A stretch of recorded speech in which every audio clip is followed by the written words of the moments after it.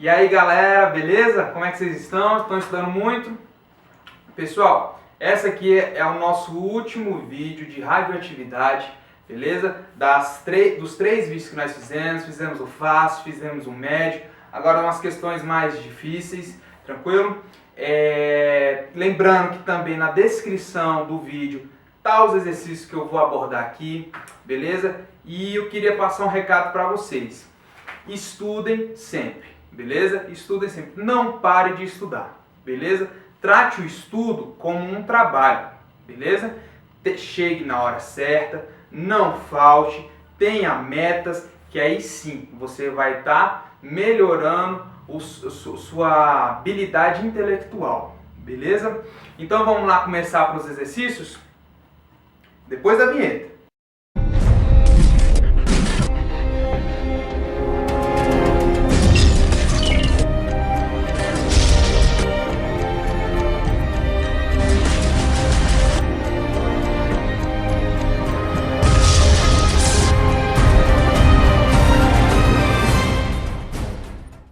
Em 1889 foi anunciada a realização em laboratório da assim chamada fusão a frio, um processo de fusão nuclear a temperatura ambiente realizado por meio de uma célula eletroquímica.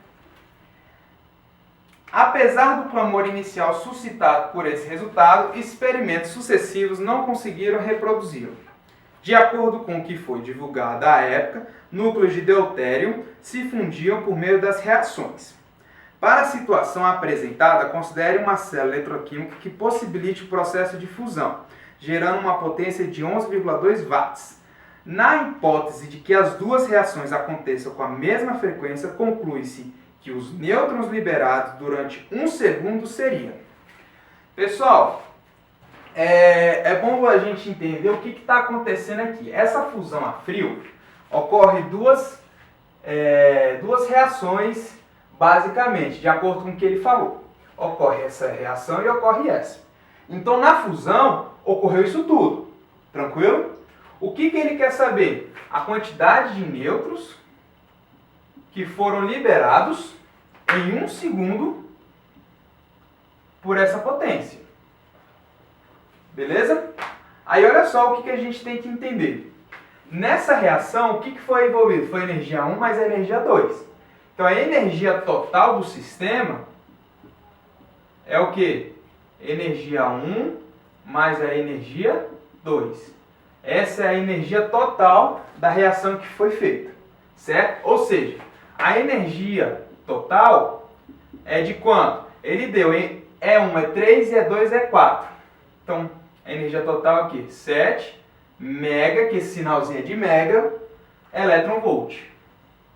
Lembrando que elétron-volt, galera, é energia, tá bom? É dado em joule. Então, beleza. A gente tem a quantidade de energia na equação. Outra coisa que é bom a gente saber é o seguinte. Qual foi essa energia? Na verdade, vamos terminar aqui, ó. A energia total será o quê? 7 vezes o mega, ele vale o quê? 10 a sexta. 10 a sexta. O elétron-volts, ele deu nos dados, ó, 1,6 vezes 10 a menos 19. Tranquilo? Então, a energia total vale quanto? 7 vezes 1,6 dá 11,2 vezes 10 a menos 13. Então, joules. Então, essa é a energia produzida nessa equação. Essa é a energia que libera um nêutron. Vocês conseguem enxergar isso? Nessa equação foi liberado quantos nêutrons? Apenas um. Para quanto de energia? 11,2 vezes 10 a menos 13. Aí que tá. Ele quer, durante 1 segundo, a essa potência. Significa o quê? Que quanto de energia vai estar envolvida nesse sistema? Watts é o quê? Watt é joule por segundo. Então vai ser 11,2 joules por segundo. Certo? Então, quanto que vai estar envolvido no que ele pediu? No tempo que ele pediu, ele não pediu foi em 1 segundo? Se foi em 1 segundo, a energia envolvida no sistema é 11,2, certo?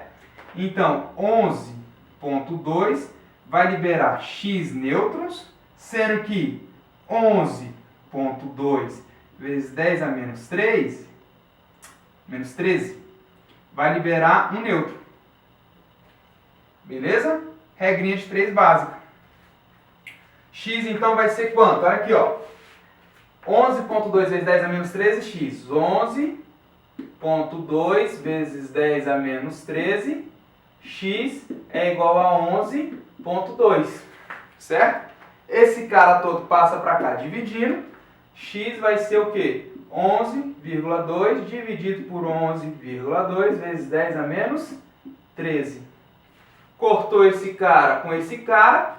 Esse 10 a menos 13 está no denominador, sobe, troca o sinal.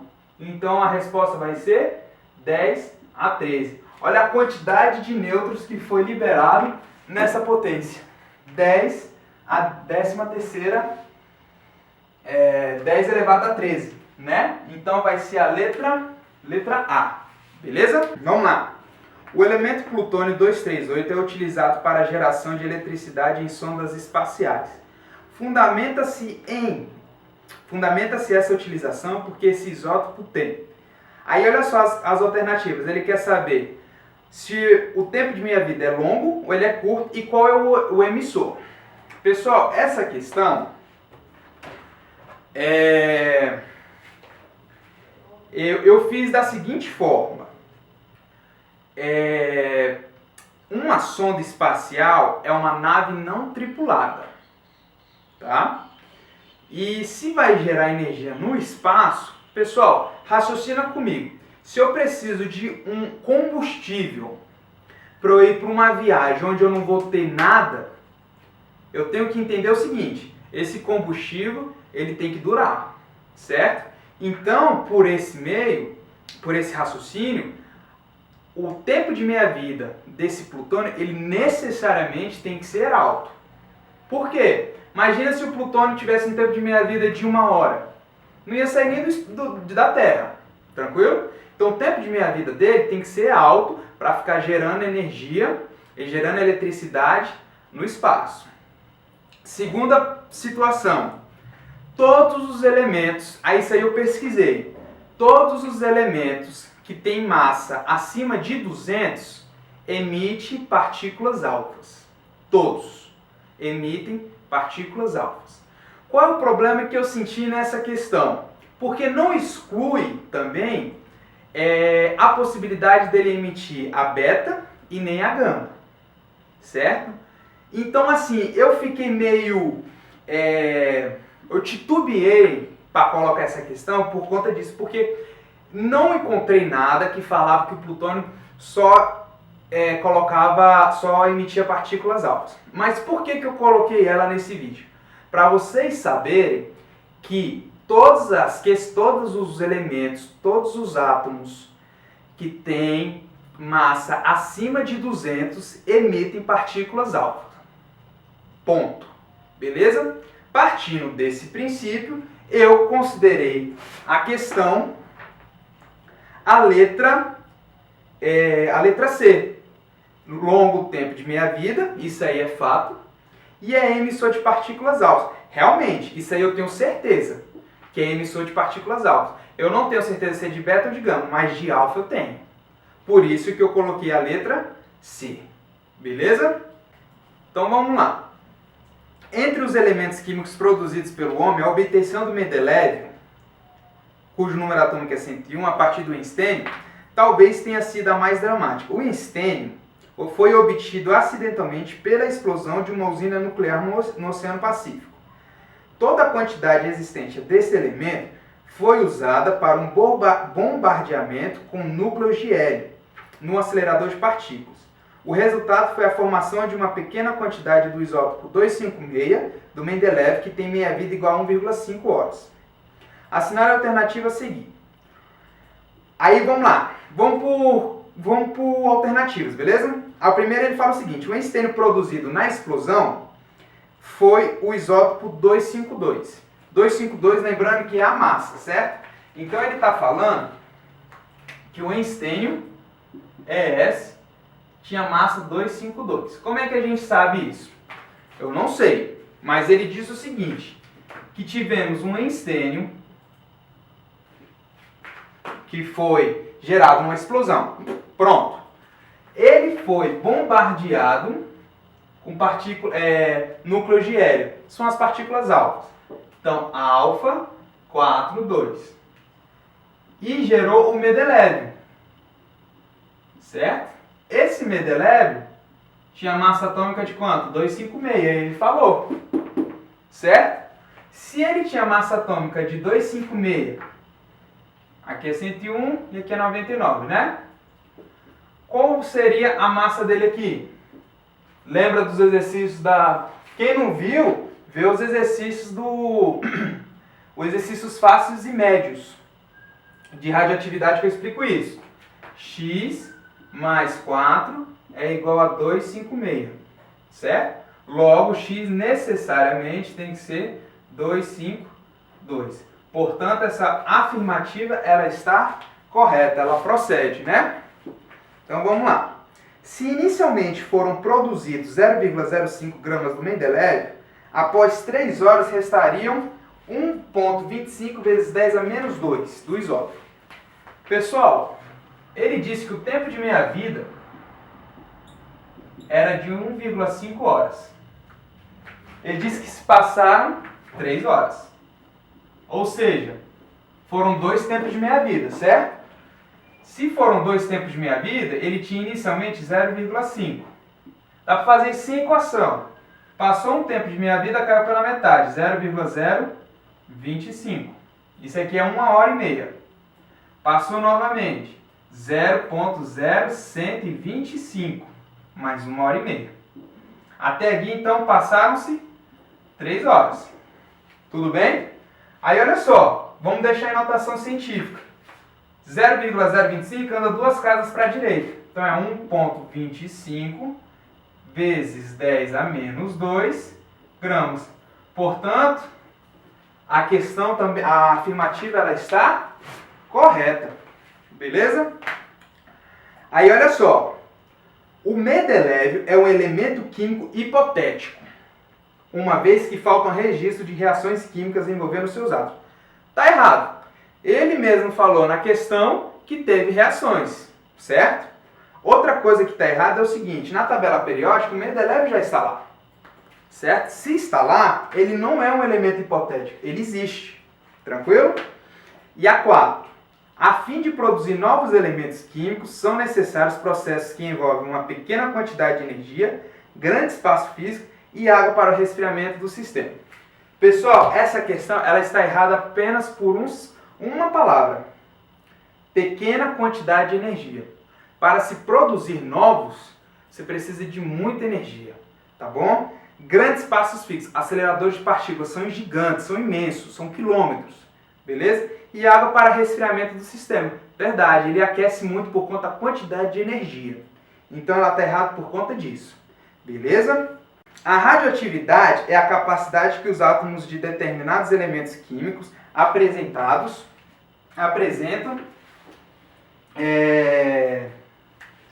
espontaneamente sob energia de forma de partículas ou de radiações eletromagnéticas. Em uma reação nuclear, há participação somente de elétrons da última camada. Depende da pressão e temperatura da velocidade. Identificação na estabilidade do núcleo por meio de número de prótons. Decomposição radiativa de núcleos, formando mais estáveis, modificação e formação de substância, ocorrendo um reagrupamento de elétrons. Pessoal, eu coloquei essa questão aqui, ela não é uma questão difícil, mas é uma questão conceitual que é bom ser passada para vocês. Quando trabalhamos com radioatividade, nós estamos trabalhando necessariamente com o núcleo. O núcleo. Não é a eletrosfera, tá? É o núcleo. Os elétrons que saem do núcleo dos nêutrons, certo? O nêutron é formado por prótons e elétrons e mais outras coisas. Prótons e elétrons. Os elétrons, eles saem do núcleo na radioatividade, certo? Os prótons estão no núcleo, beleza? Então a primeira coisa que você tem que saber é que radioatividade, mexemos com núcleo. Segundo ponto, mexemos com a sua identidade. Quem é a sua identidade? O número de prótons, tá? A gente mexe com o número de prótons, certo? Mexendo com o número de prótons, ele altera a sua identidade, ou seja, muda o seu elemento, seu átomo, sua substância. Muda, por exemplo, de plutônio para urânio, entendeu? Muda a sua identidade. Outra coisa que a gente tem que falar é o seguinte: as radiações, as emissões radioativas, elas só ocorrem porque os núcleos eles estão instáveis e eles procuram estabilidade. O que isso acontece? Como é que acontece? Temos dois núcleos muito próximos, certo? Cargas positivas, elas tendem o quê? A se afastarem. Então eles estão muito próximos e está ficando muito instável. Quando isso acontece, ele tende a emitir o quê? Energia em forma de quê? De partículas ou de ondas eletromagnéticas, no caso da onda seria o gama, é a partícula, os principais alfa e beta, para eles se estabilizarem, beleza? Tendo vista isso aqui, olha só a letra A. Participação somente de elétrons da última camada do átomo. Errado, a gente não mexe com eletrosfera. Dependência da pressão e temperatura na velocidade do processo. Tá errado, pessoal. Radioatividade, fusão, depende da instabilidade do núcleo. Identificação da estabilidade do núcleo atômico por meio de número de prótons. Não é por conta do número de prótons, e sim a aproximação entre os núcleos, beleza? É a aproximação deles que identifica se o átomo está estável ou instável. Decomposição radioativa de núcleos e formação de novos núcleos mais estáveis. Foi o que eu falei. Eles vão se decompor, né? Liberando energia, liberando partículas, para eles ficarem mais estáveis. Modificação e formação de substâncias ocorrendo apenas um reagrupamento de átomos. Tá errado, é exatamente o que eu acabei de falar. Eles emitem partículas, tá? Eles não se reagrupam, eles jogam fora coisas que está sobrecarregando eles, beleza? Portanto, é a letra D, de doido. Tranquilo, pessoal? Então é isso. Se você gostou, dá um like, se inscreva, compartilha. Nós temos Facebook e Instagram, beleza? Lembrando que na descrição já está a apostila do próximo assunto que a gente vai tratar e necessariamente do próximo vídeo, beleza? Que a gente vai tratar aqui, beleza? Valeu!